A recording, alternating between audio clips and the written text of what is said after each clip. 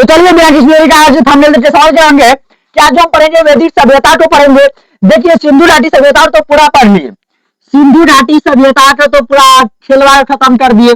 सिंधु घाटी सभ्यता अब जो पढ़ेंगे हम लोग वो पढ़ेंगे वैदिक सभ्यता। वैदिक सभ्यता, अब वैदिक सभ्यता है क्या चीज, तो सबसे पहले समझिए वैदिक सभ्यता। सिंधु घाटी की सभ्यता के पतन के बाद, सिंधु घाटी की सभ्यता के पतन के बाद, सभ्यता के पतन के बाद का सभ्यता, पतन के बाद का सभ्यता, जो सभ्यता है वो आपका पतन के बाद का सभ्यता को सभ्यता है। सिंधु घाटी सभ्यता के पतन के बाद जो जिस सभ्यता का उदय हुआ, जिस सभ्यता का उदय हुआ वह आपका वह वैदिक सभ्यता कहलाता है। वह वैदिक सभ्यता कहलाता है। यानी कहने का तात्पर्य है सिंधु घाटी की सभ्यता के बाद, जब सिंधु घाटी सभ्यता का पतन हो गया उसके बाद जिस सभ्यता का उदय हुआ, जो सभ्यता हमारे सामने आया वह आपका जो है वैदिक सभ्यता हुआ। यानी सिंधु घाटी की सभ्यता के पतन के बाद जिस सभ्यता का उदय हुआ वह आपका वैदिक सभ्यता है।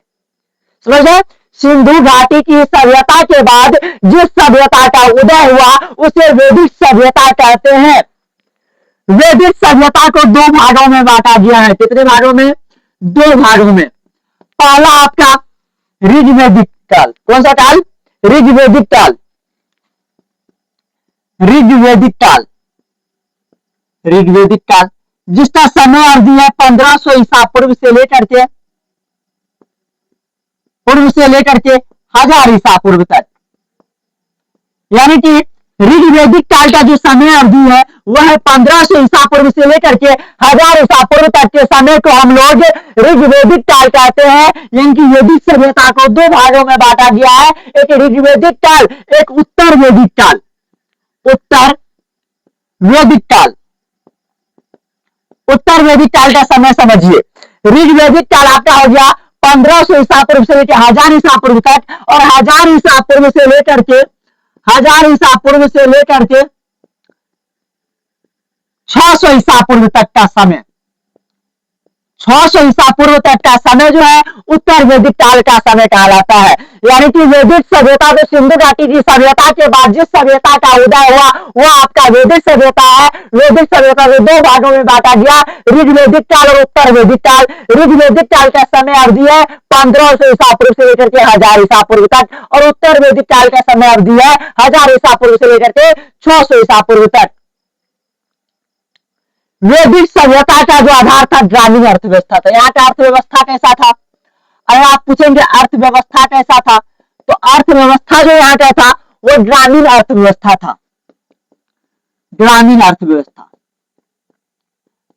यानी कि वैदिक सभ्यता का अर्थव्यवस्था ग्रामीण अर्थव्यवस्था था। अर्थव्यवस्था से ग्रामीण अर्थव्यवस्था यहाँ का अर्थव्यवस्था था। यहाँ पर जो था वैदिक सभ्यता में आर्य लोग आए थे। कौन लोग आए थे? आर्य। आर्य का मूल निवास स्थान कहाँ था? आर्य का मूल निवास आर्य का जो मूल निवास था वह था एशिया का बैक्टीरिया नामक जगह। निवास स्थान मध्य एशिया में बैक्टीरिया था। मध्य एशिया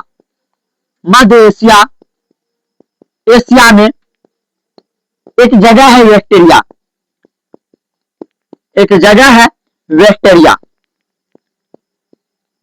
वह इसका मूल निवास स्थान था।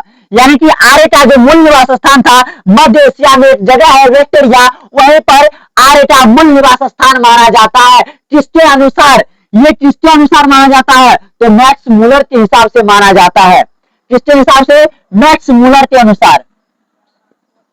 मैक्स मूलर के अनुसार आर्यों का मूल निवास स्थान मध्य एशिया में एक जगह है बैक्टीरिया, उसको माना जाता है। वैदिक सभ्यता को दो भाग में बांटा गया, ऋग्वैदिक काल और उत्तर वैदिक काल। ऋग्वैदिक काल का समय अवधि 1500 ईसा पूर्व से लेकर के 1000 ईसा पूर्व तक। उत्तर वैदिक काल का समय अवधि 1000 ईसा पूर्व से लेकर के 600 ईसा पूर्व तक। और यहाँ पर देखिए, यहाँ का अर्थव्यवस्था वैदिक सभ्यता की जो अर्थव्यवस्था था, ग्रामीण अर्थव्यवस्था था। यहाँ पर आर्य लोग रहते थे। आर्य लोग का मूल निवास स्थान था मध्य एशिया में एक जगह है वेक्टोरिया, वो उसका मूल निवास स्थान था। हमने कह रहे हैं मैक्स मुलर जी ऐसा बात बोले। चलिए अब आगे बढ़ते हैं। चलिए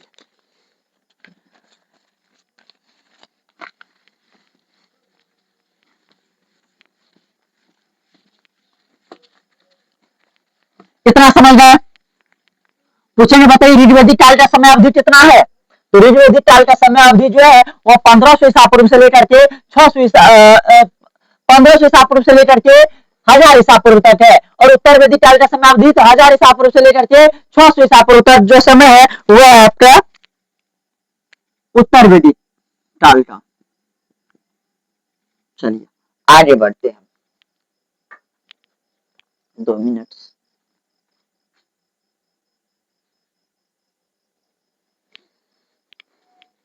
अब देखिए वैदिक सभ्यता में तो आप इतना जान लिए कि मैक्स मुलर के हिसाब से जो था वह आर्य लोग कहाँ आके बसे थे? तो एशिया मध्य एशिया के वेक्टोरिया नामक जगह पर आकर के बसा था। लेकिन आर्य का मूल निवास स्थान, आर्य का मूल निवास स्थान समझिए कहाँ था?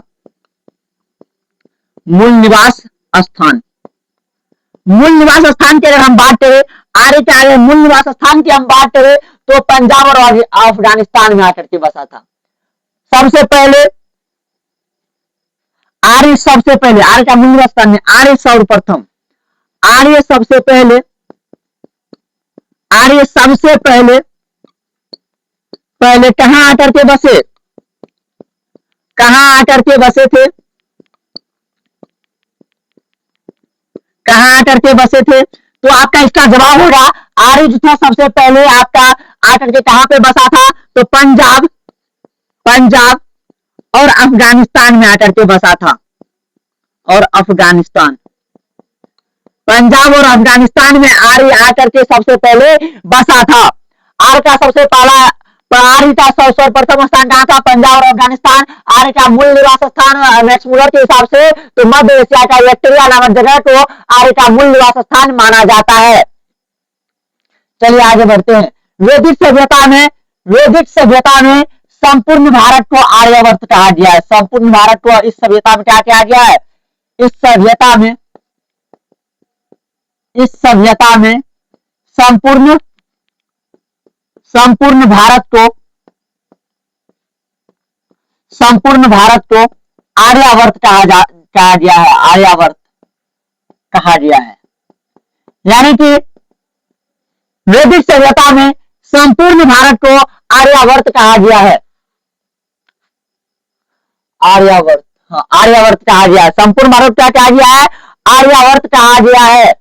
अब अगर ऋग्वेद के बारे में वैदिक सभ्यता पढ़े, वेद को कितने प्रकार के होते हैं? 4 प्रकार के, ऋग्वेद, सामवेद, यजुर्वेद और अर्थवेद।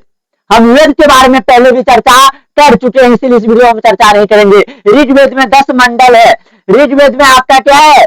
10 मंडल है और इसमें बहुत सारे मंत्रों का उल्लेख है। गायत्री मंत्र ऋग्वेद में ही है। हम पहले एपिसोड में बता चुके हैं ऋग्वेद के बारे में, इसलिए पुनः चर्चा हम नहीं करेंगे।